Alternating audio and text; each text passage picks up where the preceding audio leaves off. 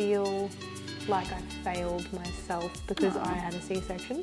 I know, it's a really sad feeling. I feel like I could have tried for a vaginal breech birth. I could have done this. I could have done.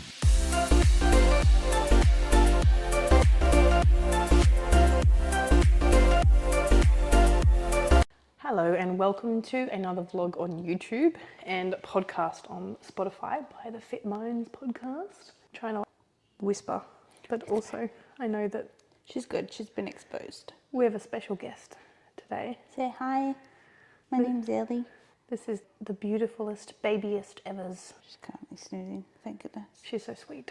Yes, she's a good little girl. We have another special guest as well.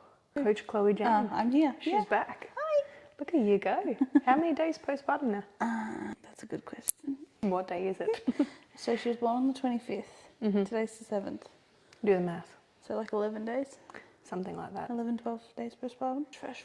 Fresh, but fresh, but not feeling fresh. No, I haven't had coffee yet. So. Oh, what? I'm waiting for Mum. Okay. We're going to get coffee together. God. And you still have to freaking limit your caffeine intake when you're breastfeeding. I can make you a decaf. No, it's alright. Decaf's heartbreaking. Yeah, I'm like, ugh.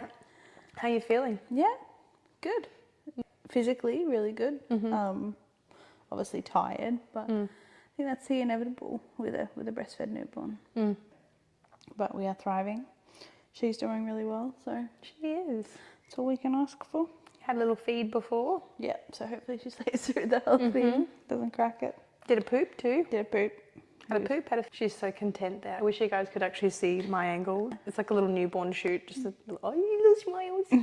Do gassy smiles.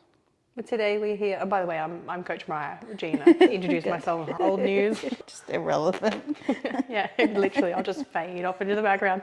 No, but seriously, today's podcast is all about you and your experience of birth. And I think the reason why we wanted to touch on this, number one, really important for you to tell your story when you're ready to and when you want to. But number two, it's probably not spoken about enough in the sense of what mothers go through and how it's just kind of brushed over and like life goes on as usual. Yes, that's it. So I think it's really important that we do this and give you the floor and give you an opportunity to talk about your experience and how you've come out of it. So Yes. I guess where do you want to start with your birth story? So I'd gone in on Wednesday. The Friday was Thursday. So like the 23rd. So 2 days, Wednesday, Thursday, Friday. Was it 22nd? Because she was born, oh no, she was born on Friday. Yeah, no, that's fair. 23rd, yeah. For reduced movements. And we'd had a couple of bouts of reduced movements with her. She'd either go dead quiet all day or she'd be an absolute fruitcake and just be super active. So I'd left it for a little bit and I'd spoken to Josh and I was like, hey, look, like I'm feeling a bit off. And my mental health had also started to decline. I was like over it by this point. Yeah. I'm like, Well okay, and truly. all right, I'm done. I'm ready. And I was very against being induced because I was induced with Sienna and it was quite traumatic and blah, blah, blah, blah. But then they had proposed to me the idea of being induced and I was like, you know what? It's kind of like the lesser of two evils. It's like, you know, at that point, as you said, you were just like, I'm done. Yeah. And I was like, yeah, all right, okay. And yeah, so I'd gone in at like 10 o'clock on Wednesday and then they were quite busy on the ward. So it took a little bit for them to come back to me about what we were actually going to do, whether we were going to go ahead and give me the balloon later on in the evening, so send me home and then get me back. And then it was decided that they were going to give me the gel that goes on your cervix, which I'd never had before. I've never even heard of it. Yeah, so it's like a hormonal gel that they put on your cervix that encourages it to dilate. Fascinating. Must be something that's relatively new. Really? Apparently it was around before the balloon was. What? It's like the olden day way of inducing. Really?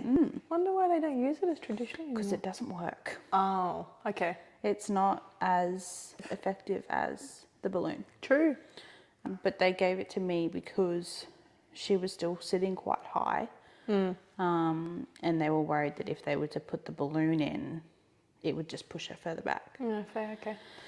So they kept me all day on Wednesday and then gave me 4 p.m. I remember 4 p.m. They inserted the first lot of gel. The midwife that I had was like, you might feel some contractions-ish, because I had been having Braxton Hicks quite regularly. You did, yeah.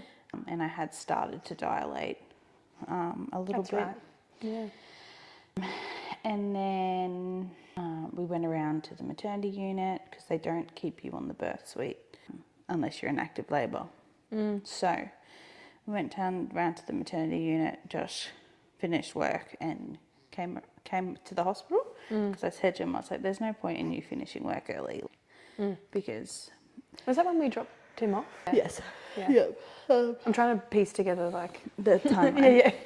Yeah, so he ended up, so you dropped him off for us, and because obviously my car was already there, so it was like, oh shit, we're going to have to pay 2 lots of...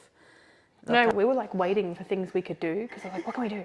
And then, you know, like we're those people that didn't want to like bother you too much, but then we were like, no, we want help. Yeah. And then I had another lot of gel inserted at like 1 a.m. Oh God, that's right, because you were being woken up heaps. Yeah, because I had to monitor her and monitor me. Imagine being induced in the afternoon, just knowing this is going to be a very fucked up night. Well, see, because this is the thing, this is what I said to Josh, there was a lot of unpredictability during my induction, which we'll delve into a little bit. And then had another lot of gel in the morning, 7, I think it's every 6 hours you get it. So I had it at 4, then again 6, 7 hours later after that, because the midwife forgot. She turned around to me because I basically had to go from the maternity ward to the birthing, because they only administered it in the birthing unit. Yeah. So walked over to the birthing unit a little like later than I should have. And then the other midwife that was on was like, oh, sorry, my alarm went off, and then I just completely forgot. I'm like, okay. Never mind. One job. I'm like, righto, that's cool. And then... Yeah. Like, doesn't she realise that time is of the essence, and the longer that you spend, you're literally adding hours. Anyway. So then had another lot in the morning. Hadn't really done much to my cervix. Was still only 2 centimetres at best. She was still very high. So we got told at 12 o'clock we'll take you round to birthing unit, and we'll either break your waters or we'll give you the balloon. And in my head, I'm like, fuck, okay, so if they give me the balloon, you need that in for a minimum of 12 hours. So you're already conceptualising how long this is going to take. I'm like, fuck, okay, this is going to be a long process. And then, so they'd said that they were going to take me around at 12. It was nearly 3 o'clock in the afternoon on Thursday, and we still hadn't been taken around. And Josh, bless him, I'm very much not someone who, and I wasn't in pain. I was contracting every now and then, but like it wasn't to a point consistent, where I was like, okay, something's happening.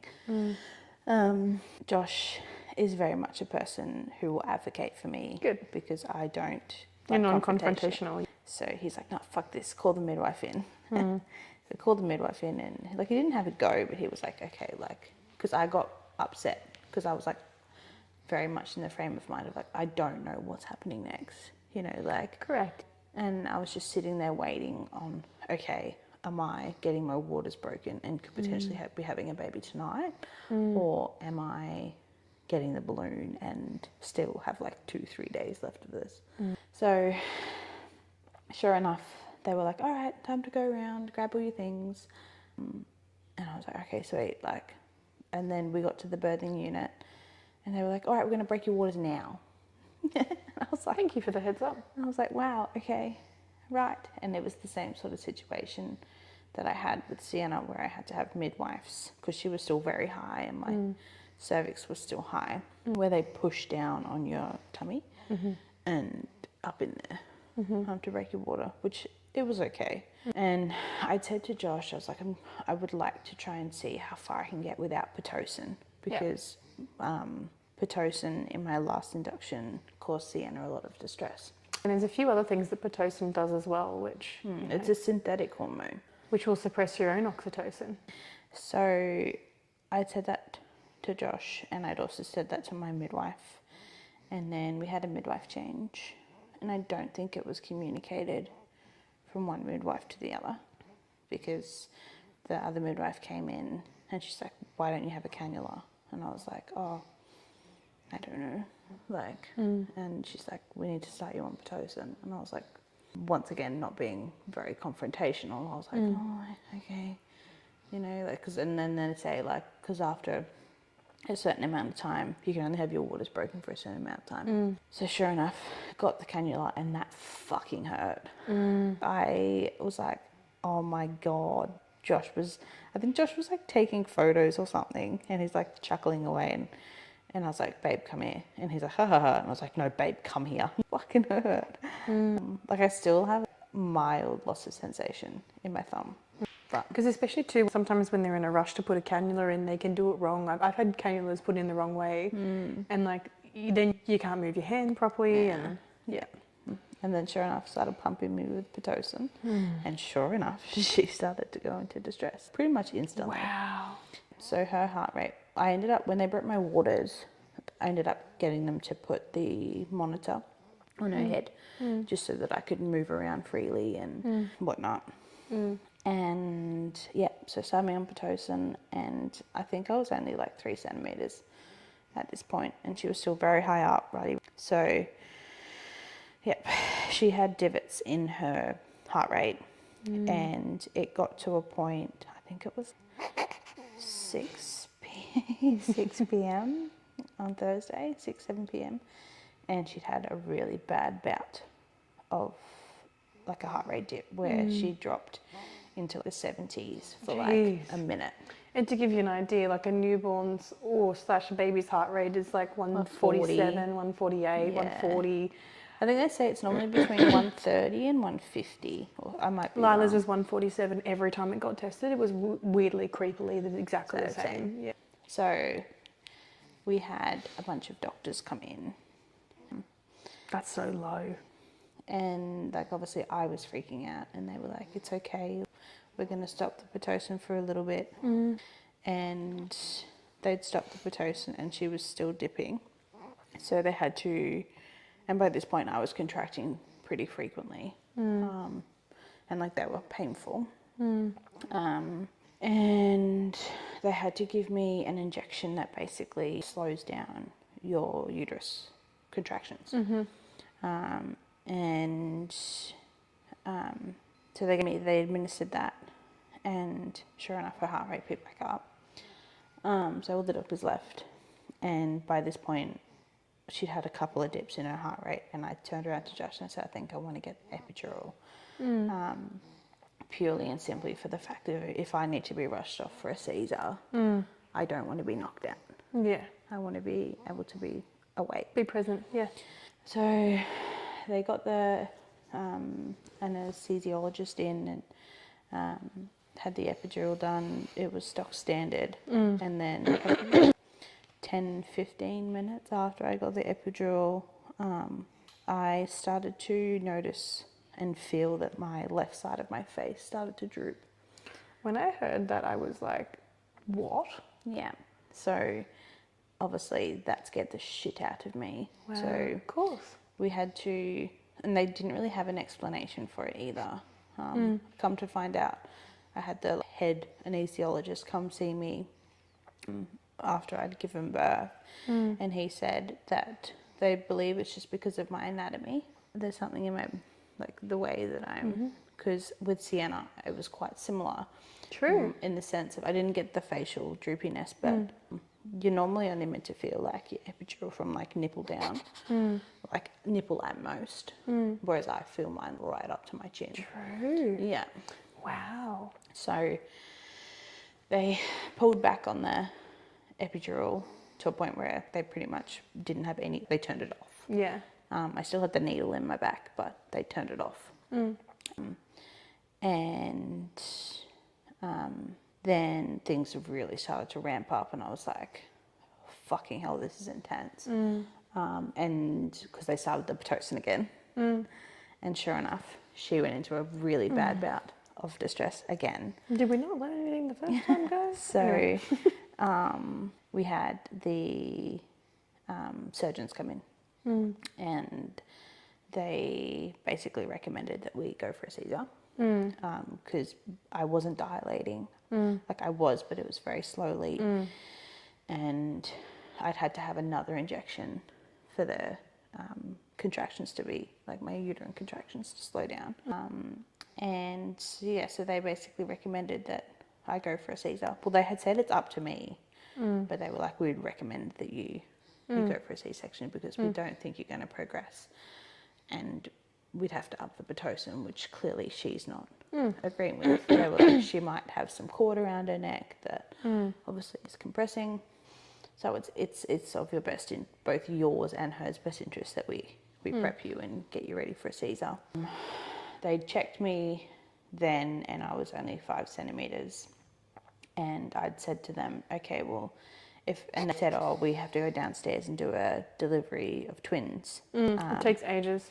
Will be like an hour and a half, 2 hours. Yeah. So I'd said to them, okay, well, can I please get another epidural then, because I can't manage Agreed. this any longer. Chaos.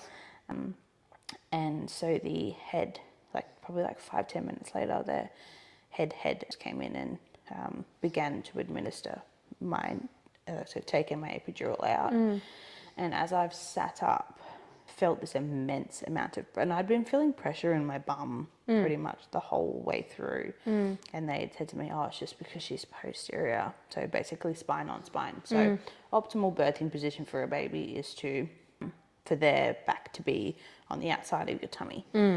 So opposite to yours. Yes. Yeah. That way they are able to make that turn through your birth canal. But she was the other way, so her spine was on my spine. And they said to me that, oh, it's quite normal for you to feel a lot of pressure with a posterior baby. And back pain. Yeah, back pain. Oh, it was intense. And then I said to Josh, I'm going to shit my pants. I need to push. You need to lie me back down. I need to push. Because you knew, yeah.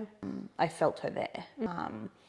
And bearing in mind, only 5-10 ago, I was 5 centimeters. That's nuts. So they stopped the epidural procedure, lied me back down, and the midwife checked me, and she's like, okay, we're going to push. She's like, we're 10 centimeters. And the anesthesiologist was like, all right, bye. That's 2 fingers, isn't it? Or is 10. What's 10 centimeters? centimeters What's is the, like, I'm terrible at measurement. 3 fingers? I'm not sure what they say. Yeah. But that's how they tell, right? Like by fingers. Yeah, by fingers. And she's like, but if you're going to push, you need to get her out now, because obviously she was still dipping. So sure enough, up on the stirrups. No way. Yeah, and I had her out in 8 minutes. That's nuts. So Holy. my whole 8 minutes of active labour. Wow. Yeah, so my whole back, probably I want to say 20 minutes of active labour, because I'd gone from 5 to 10. And then, How many pushes was it? You said it was 8. That's nuts. Josh, it's funny because Ain't nothing but a peanut. Josh says he's like, I've never been more impressed with you in my entire life. He's like, I literally burst blood vessels in my face. You're kidding. From pushing so hard. Yeah. That's nuts. I was like, all right, bet you want. Do you get the screams on? But they you don't. They were like, conserve that energy, drive it into your bum and all this sort of stuff. But do what comes naturally. Yeah. Do whatever feels right. The worst thing is when baby is and they get you to pant, and it is it's probably for a minute tops, but it feels like forever, because they're like, don't push, just pant, and you're like, fucking hell, this hurts. Because the urge to push is really intense. Yeah. But I'm grateful, because obviously they get you to do that so they can control Bub's head coming out so you don't tear. Yeah, fair. And I'd had an episiotomy with Sienna. So I remember having that conversation with my obstetric doctor, just being like, am I more at risk of an episiotomy with this baby? And she's like, yes, but no. Yeah. But sure enough, like that was one of the first questions I asked. Well, first of all, she didn't come out crying. So I was like, why is she not crying? Why is she not crying? But she was fine. I would come out crying, and neither did my daughter. Yeah. Just super chilled. She was just like... I still think it's a really outdated method on the APGAR score to be like, the baby needs to cry. Like, if you think about it, crying is distress. If the baby comes out calm, unless if their breathing is impacted, you know, you get it. But if their breathing's fine, it's like they're probably just not They said she was quite stunned. That's what, it was Lila as well. Apparently breech babies, they come out because they come out upside down, or like they've come The out wrong way around. Well, yeah, because they're already this way up. Yeah. You're not, you know, you know. Yeah. Anyway, but yes, so that's why when I heard that she didn't cry, I was like, I don't think Chloe needs to be concerned about that. No, and it doesn't change She came anything. out pink and was like, they were like, she's got good tone, blah blah blah. And then my next question was did I tear? Yeah. And no tear. Wow. No. Wow. Yeah. That's smart. Because it's a really high percentage of women that tear. Yes. It's like 2 out of 3. I don't know what it is, but it's a high not sure. percentage. Yeah. It's like it's a lot of women end up So tearing. I had a small graze and that was it. Wild. Yeah, I know. Especially after everything that you went through as well, like prior to that. It's almost like your body, as soon as you got to that part. Well, I think it's because I had been lying on my back because obviously with her being in distress and stuff like that, they need to like have you quite immobile. It was actually when I sat up to get the epidural that she dropped. So Gravity. I'm thinking if I'd been up on my feet and been moving around On more, your knees or something. because I was on my knees to begin with. It wasn't until I'd got the epidural that obviously you can't.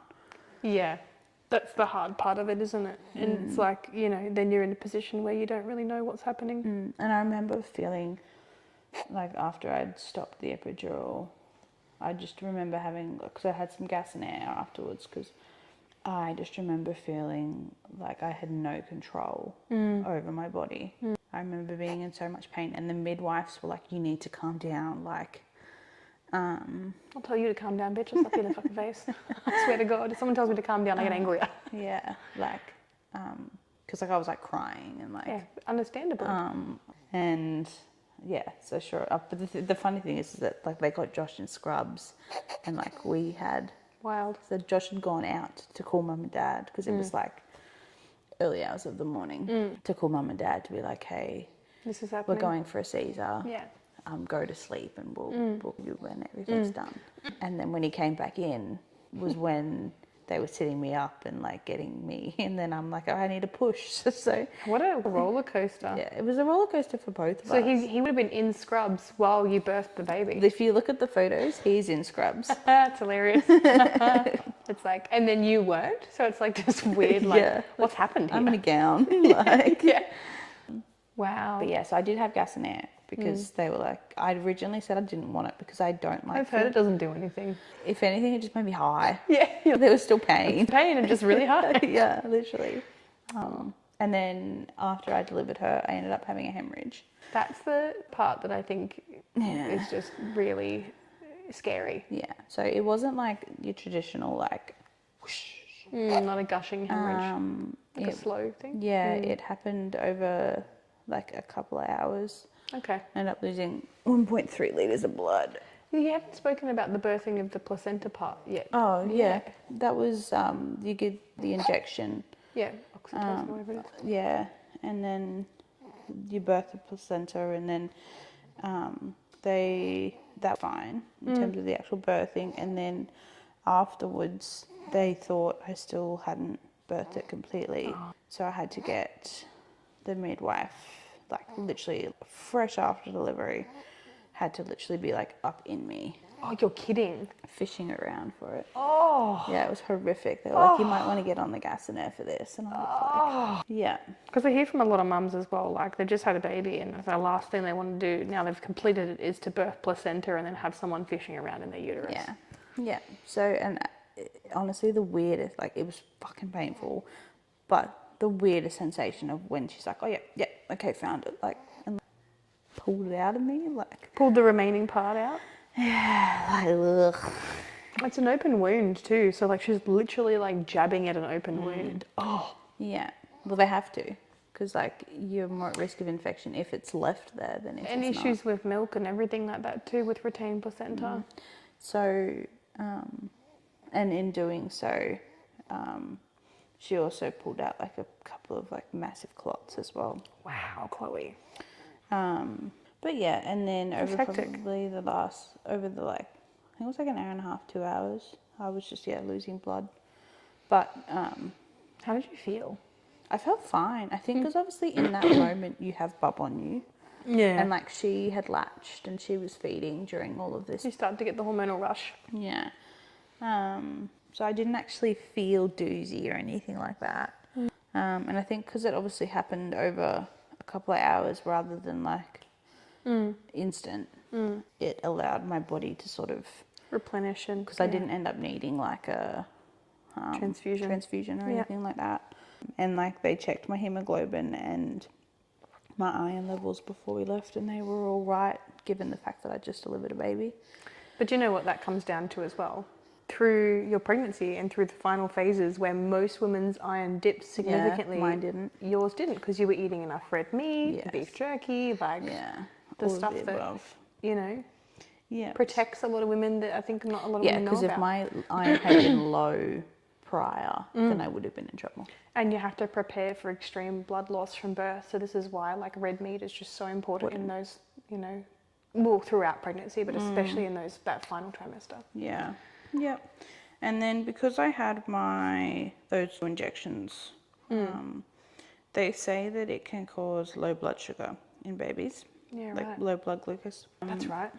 So we had to have that monitored for her.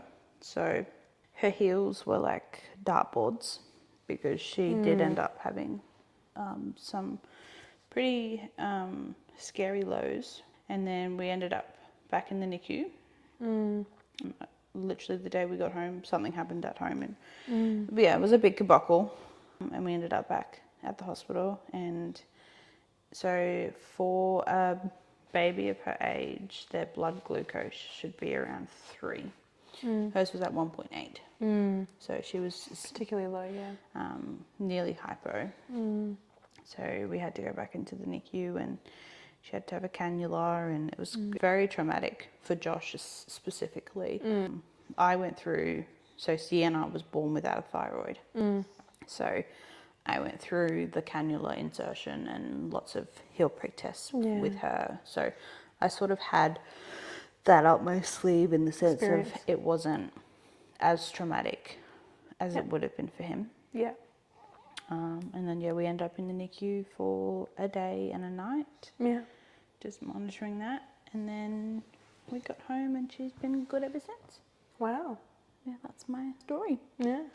I remember, I think I said to you, there was a period of time, like freshly after I'd just given birth, where I was talking about it and I would shake. Yeah. And I was like, I think I'm holding on to a little bit of trauma here. It's the interesting thing too is like I think because we talk about birth trauma and things that women go through, and I honestly really believe that there are not many births that we could hear of. Even, you know what's funny? The amount of home births I hear where people say it was perfect and I had no trauma. And this is not to say we should all do home births, because absolutely not. But it's just very interesting that medical intervention is necessary, but also can be just so intense and so impacting on both you and baby. Yeah. And it's in no way, you know, saying that medical intervention is bad. It's just like, it's a part of it and we need to accept that. And you've been through so much, Chloe. It's been traumatic. You've been through a lot. But I think, like I've really good in the sense of I haven't heard it at home. I've been out and about. You really have, yeah. You've been good. Caught up with people. I caught up with a friend yesterday. We grabbed a coffee. Catching up with Mum. Catching up with you. Finding reasons to get out of the house. Yeah. Josh and I, we went grocery. So we had her on Friday. We went grocery shopping on Monday. Yeah. It's amazing. So it's like second baby, right? Like, if only we knew what we I know now, what we knew. No, if only we knew then what we know now. Yeah, well, it was like I was 5 or 6 days postpartum, and I was walking to and from home to drop Sienna to school. Yeah. You know, and like I was like, I'm gonna phenomenal. Make an effort. Like I'm not trying to toot my own horn because No, I know. but it's important that mums hear this, and it's like you don't have to be afraid. No. You know, you do what's comfortable for you. Absolutely. But I think like, yeah, I was the polar opposite. I just hermited, But I was exactly the same as Sienna. I hid. Yeah. You know. You have all this fear pent up around germs and About people whether the and- baby's going to cry and Yeah. whether they're going to be fed and whether Yeah. it's going to make people uncomfortable Yes. or whether all sorts of things. Whether Yeah. they're going to do a poo and then you have to change them and Yeah. change their outfit and Yeah. whatever it might be. And there's huge hormonal shifts that happen as well. Like this is through it. Like you're in the middle of All it of it. all Yeah. at the moment. Yeah. I With feel all the like feeding and I'm doing it pretty well. you're killing it. You're doing amazing. Well, it's really good. So Hannah, one of my clients, she is in the process of training to be. So there's a hotline called ABBA, Australia Breastfeeding Association. Yes. Yeah. And she'd actually reached out and been like, make sure like you contact this line She's if great, you have yeah. any problems. So she's actually training to be someone who's on the other end of the line. Nice. And sure enough, literally the day we got home, I was like, I had a question about something. I don't remember what it was. I think it was like her latch. And sure enough, I utilised that. Yeah. Gave him a ring. Yeah. Yeah, I was on the phone to them a couple of times postpartum as well. Oh, that's right, yeah. They were very useful. I think there was a lot of other stuff going on that now I look back and I'm like, man, I wish I did that differently. But I definitely think it's so sad. But I reckon like your first baby is just like... I literally saw a post the other day and it was like, I wish I could go back in time and be a second time parent. Oh, Baba. Sorry. To my newborn, like to my firstborn. Comfy. Oh, there we go. She gone back? She's happy again. How dare you move me out of my little crevice? Yeah, she's fine now. Yeah, agreed. And it's this, I think you go through a bit of grief potentially. Like I haven't even had a second baby, but I know that there's that feeling of like regret. All the things I would do differently. You just, yeah, I think you've got to forgive yourself and just know that you were tired, you were scared, you know. All of the above. Yeah, yeah. Yeah. But it's really important that, thank you for sharing That's your birth okay. story, because it's really important we talk about this stuff. And like as I was saying in our meeting on Monday, sorry, I've still got the remnants of this. I mean, don't have a cold, but you know, like a bit was sick, and then now I've got this stupid Lingering, dry. like, yeah. But yeah, we were saying in the meeting, you know, it actually dawned upon me. We had you, me, my VA, or our VA, Carol, and it's like we all had three completely different stories and experiences where, because I think Carol had an induction as well, Yeah. but she ended up having to have an emergency C. Yeah. And so that did follow through, because Yeah. there was wrapped around Yeah. Bubby's neck and she was in distress. And, Yeah. you know, and just like, I guess like, you know, because I said to Carol, I won't tell her full story because it's not my story to tell. But it's just, I guess like a reflection of every mother's experience. It's so Different, and fathers, because the dads are there too, like along for the ride. But, you know, it's like, I was talking to a lady the other day and I was like, I've never fully told my birth story, like on socials or anything. You don't need to.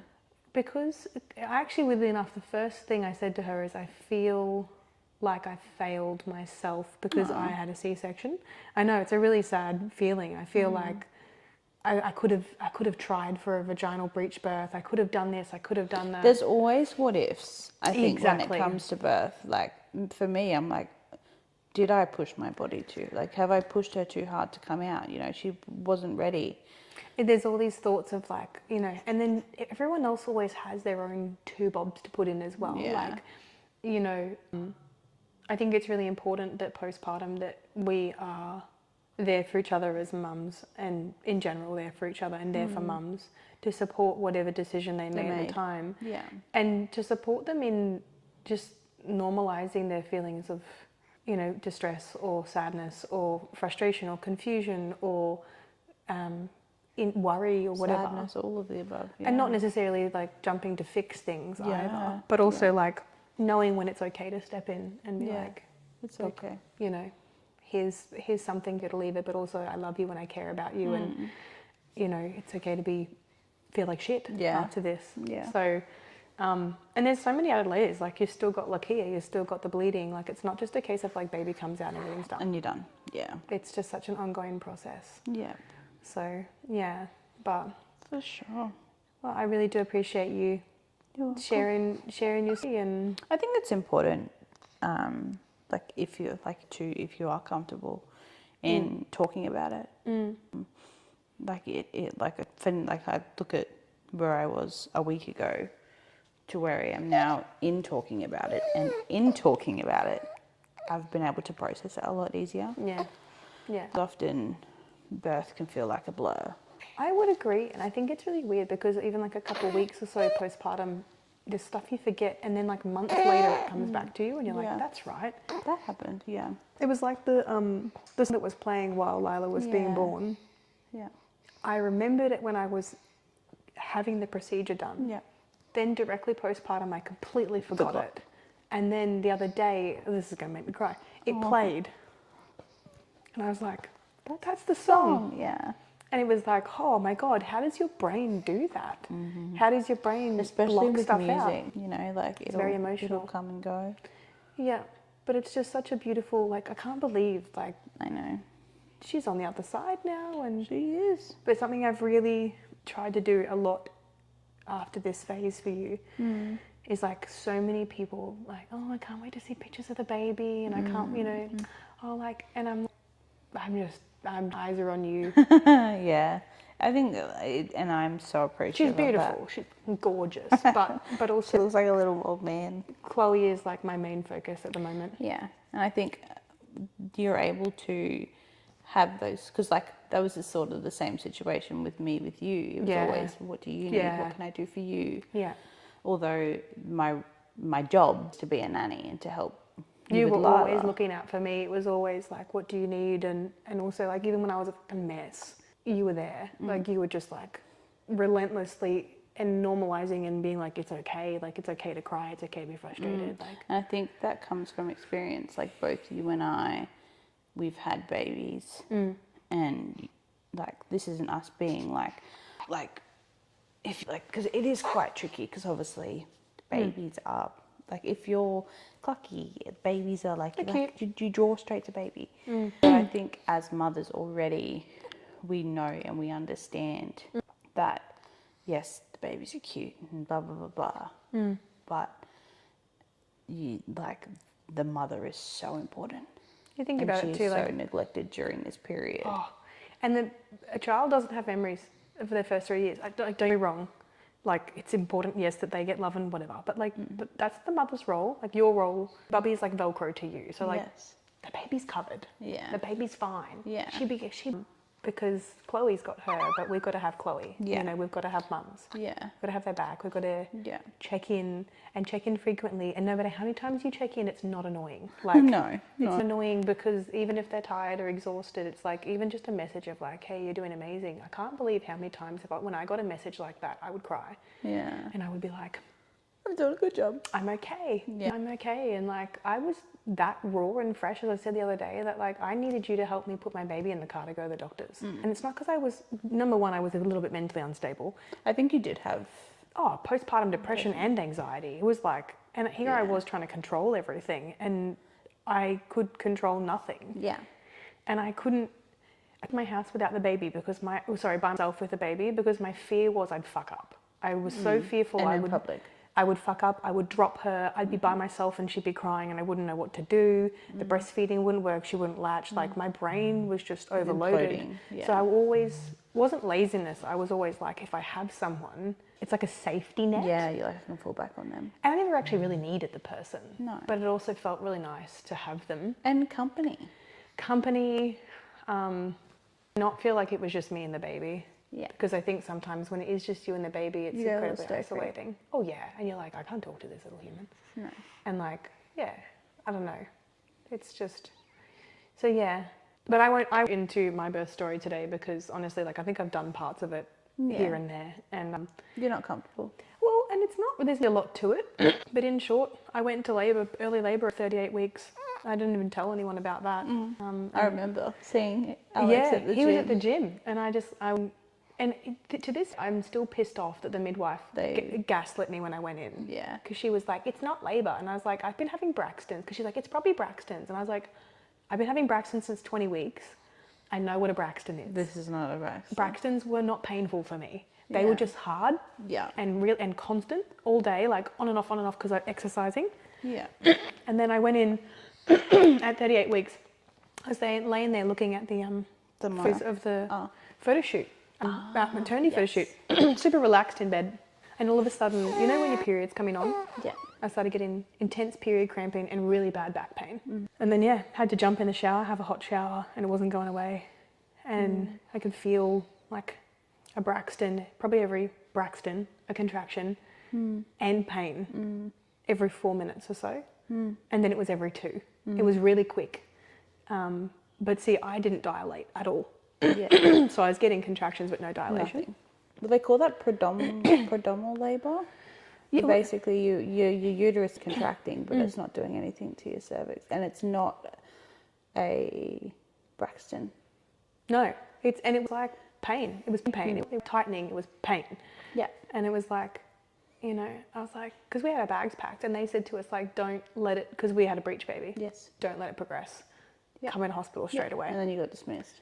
So as soon as I got in, I was because I downloaded an app straight away and started counting the contractions, and Alex left the gym, and oh my God, we're on. Yeah, because we saw him. He's like, I gotta go. Mariah's in labour. And Yeah. we're like, okay, bye, good luck. And I couldn't believe it. But I got in, and then as soon as I got to the counter, because I don't like medical settings, bright lights, like I'm not a big lights person. Yeah. And as soon as I got into the reception, everything stopped. Yeah. Completely. So I hadn't gone to the hospital the whole way through pregnancy, so I was very much like a laissez-faire. Alex was very panicky, but I was very like, meh. Yeah. It'll be what kept losing bits of mucus and stuff and just didn't care. Never, no blood or anything. Yeah. But anyway, got in, all stopped, got on the bed, and she says to me, are you in pain?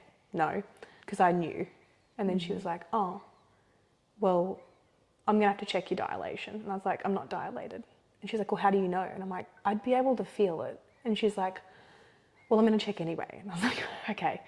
Anyway, so she checked, you're not dilated. Anyway, and she's like, you know that like, because she's like, well, what's the pain like? And I was like, lots of back pain, like significant back pain. And then like that bad that I couldn't feel the front pain, but it was on. Yeah.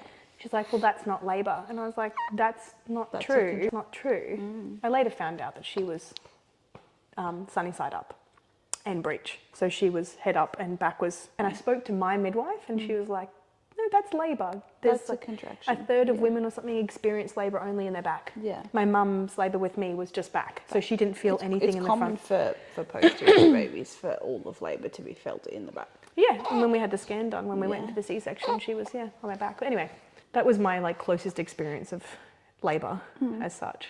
And then we went home and I was really scared until the C-section was scheduled that I was going to go into labour again.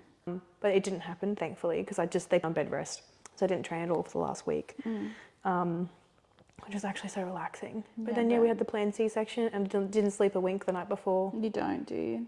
I was too excited. It was like the night before Christmas. Yeah.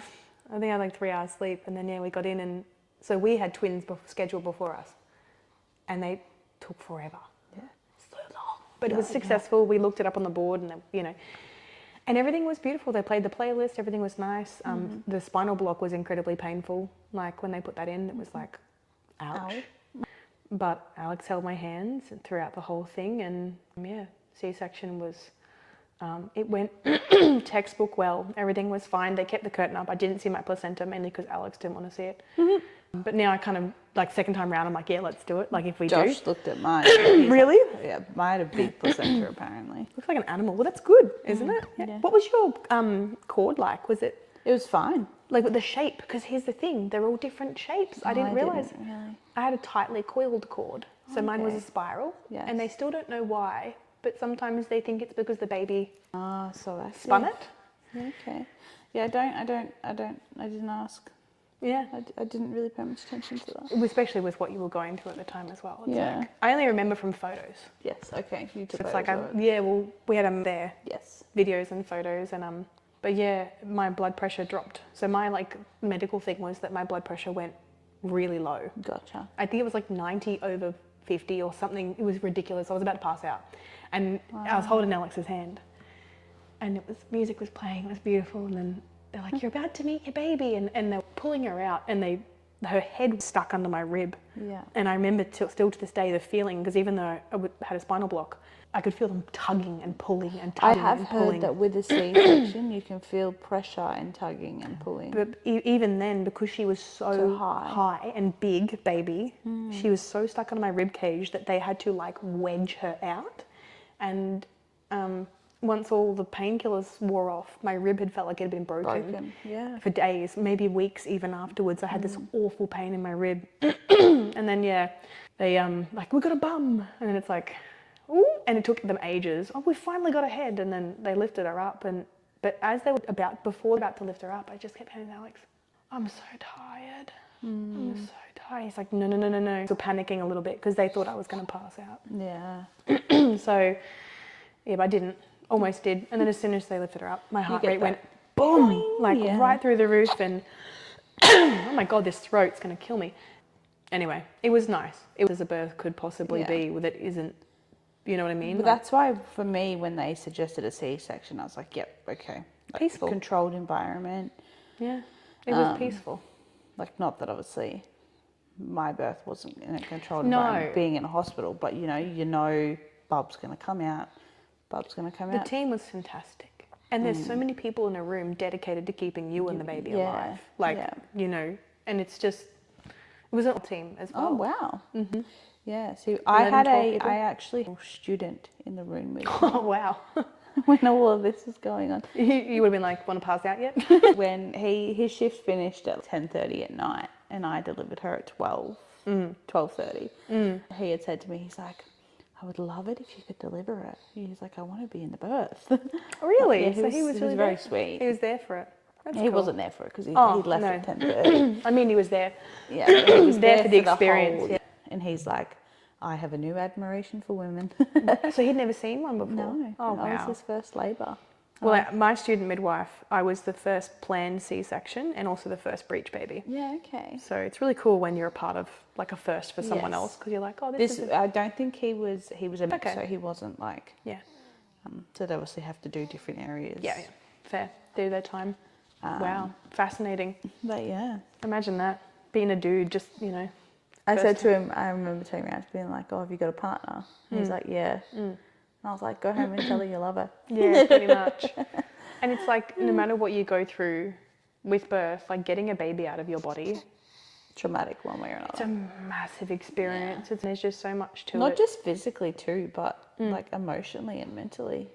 Well, that was the big thing of my birth trauma was like, you know, it was all this beautiful experience in the actual theatre. And then it was the aftercare that was horrific. Yeah. It was the downward spiral, the meds that just... I went into early psychoses. Like it was bad. No one would normalize it or even talk to me about it. Days of sleep deprivation where you're literally seeing stars and like you can't speak properly and can't pick up your baby. And there's just, and I won't talk about it too in depth because it's not what I pictured and envisioned after birth. I pictured like it latched beautiful. That was all good. She was feeding really well. Like everything was fantastic. You had envisioned that picturesque post-labour, babies on you. I envisioned my brain to do the thing that it was meant to do, and because of the pain meds, it didn't. It went the opposite direction. Yeah. And no one told that was what would happen, or that I reaction, or that no one warned me. You know what I mean? And this is the same stuff with like no one's telling you about the side effects of Pitocin. They're not going, by the way, hey, before we give you this might happen or this might happen. There's no fact sheet. It's just, here's the thing. Yeah. We do it to everyone. Take it. Yeah. And you feel like you don't have a choice. Yeah. Yeah. But you do. To all the women out there, I think you got to learn to advocate for yourself. Especially, and you hear about all the time, second babies, people who have home births or who, you know, go, no, I don't want that. They do their research or whatever, or they go, you know, I don't have to do this. And they feel more confident. Well, that's why I wish I'd followed through with my, like, pushing for no Pitocin. But also, you know, the thing is too with that situation, it's like, don't blame yourself. No. Because you had a very pushy midwife that came in and went, we need to be doing this. Yeah. Yeah. So it's like... Yeah, it's tricky, but... Just getting random calls. So, but yeah, like, I think if you would like to, we're opening up that discussion. We've got time on our hands. Message us and talk to us about your birth story if you feel comfortable doing it. Absolutely. I think whether you want to talk about it in detail like I just have, or whether you want to just talk about it in snippets, or just being Tell like, us bits you want to I and tell can us bits you relate don't to want that, blah, blah, Yep. blah, blah, as much as you feel comfortable. Whether it's been 10, 15 years, Yeah. whether it's been 2 months, 3 weeks, 3 days, and we're never going to give you advice or judge you because that's No. not our role. No. It's not our position. We're not in a position to say, oh, could have done this, could have done that. No, fuck I would that. never ever even dream of saying that. I couldn't fathom giving someone advice through a phase of their life that they just need. Support. Yeah. And like, we can, from the outside, be like, logicalize everything, but when you're in the middle of something, what are you meant to do? Do you know what I mean? And you're doing the best with what you were given. If I had known that my pain meds were giving me that reaction in the first few hours, I would have just gone through the pain and just not been on them. Yeah. You know what I mean? But You won't to no, because until you go through that experience, you're not going to know. Yeah. So anyway, guys, we might finish up. Yeah, I'm getting hungry. She's getting hungry. You need a coffee. When's your coffee with your mum? It'll be after this. I'm actually really proud of us, though, I must say, because usually it takes us a few hours to do a podcast. Yeah, we're here. We've done it in 2. Exactly. Oh, yeah, it has been 2 hours. Oh, well, there you go. Well, we had to catch up. Yeah, I was going to say, you had to have your snuggles. We had to get a little bit of snuggles. Little snuggles. I had to feed. Yeah. That took like 10 minutes. Just have a really quick letdown. Oh, yeah, you were saying Yeah. But you're at that phase of life where you can be covered in milk and poop and Yep. spit up. yeah. Nice. I just constantly smell like vomit. We were talking the other day, actually, about how both Lila and Ellie are like long babies, tall babies. Where she's got it from. It's from your dad. Your Yeah, it dad has is to tall. It has to be. Your dad's 6'5". Yeah. 95th. It skipped it with. It's the same thing with us though. Alex's dad passed on tall gene to Lila. Yeah. So I've been joking. 95th percentile for height. Yeah, she's the 97th, Lila. I've been joking that they're going to be on the same basketball team. Yep. Or volleyball, or netball, or anything. One of the two. Or modelling. I don't know. No, not modelling. Yeah. I'd rather netball. Hate netball. Yeah, literally. I was gonna say I played netball for a long time, and I would rather her play that and be involved in But that. even then, as children, like they could end up being interested in whatever they want. Taekwondo or something. Complete opposite, and that's fine. Yeah. But I do know they're going to be friends. They are going to be friends. We're going to make them be best We're friends. going to force the friendship. You will hang out with her. We live 5 minutes away, so it kind of makes Someone's sense. really trying to get hold of you. Yeah, it's a bit of desperation going on here. Yeah. Anyway, Okie dokie. gonna finish up. Thanks for listening. Yeah, thank you for listening. It's the birth. I suppose no one ever asks us for birth stories. However, We know that people want to hear them. Yeah, more than we'd realise. But I'm really proud of you. Thank you, darling. Always so proud of you. Thank you. I appreciate you. Face Ellie's like, Is the cutest little squish face. we call her Smush. They change so much though. Like what she looks like now, just it'd be so vastly different from her in another couple of weeks' time. I know. Because they look like they could have looking like little old men, frogs. Literally, when their eyes are open, they look like when they're sleeping, they're super cute. But when their eyes are open, I've got pictures of Lila, and I was like, "How did we find you cute? Like you look very interesting." Yeah, there's moments where I'll be like, ooh. You try and take a nice photo of your newborn, you're like, "Nope." Yeah, you won't be posting Close your that eyes. one. Close your eyes. There's a reason why newborn photos are always of them with their eyes shut. 'Cause when their eyes are open, they look like little frogs. Scary. Yeah. All right, guys, we're going to finish up because it sounds like Ellie's staring. Thanks a lot for tuning in. If there's for those listening on the podcast, that's little newborn noises. It's so cute, so sweet. No, that's just me grunting. I'm quite constipated. It's out. It's Alex. Maybe not. No, it's Chloe. We'll sort that. We'll get some probiotics. And that's another thing too. Postpartum, like no one talks about all the other stuff, like the constipation and everything that goes with it. It's like we could go on forever about it, but this is the podcast. But there's more to come. Anyway. But yeah, thanks to the mums, the dads who tuned in. Thanks to the people who aren't parents who tuned in. Like I know that this probably feels so far removed from you, but if you want to have kids one day, it won't be. And also, if you know someone who's had a child, whether it be recently, 10 years ago, 15 years ago, and you haven't already told them, tell them that you're proud of them, congratulate them. Tell them they're a great mom, they're a great dad, because they need to hear it. Yeah. Our kids can't often tell us, and Yeah, absolutely. we just need to hear it from other people. Absolutely. All right, guys. Thanks a lot. Alright, ta-ta. Bye. Bye.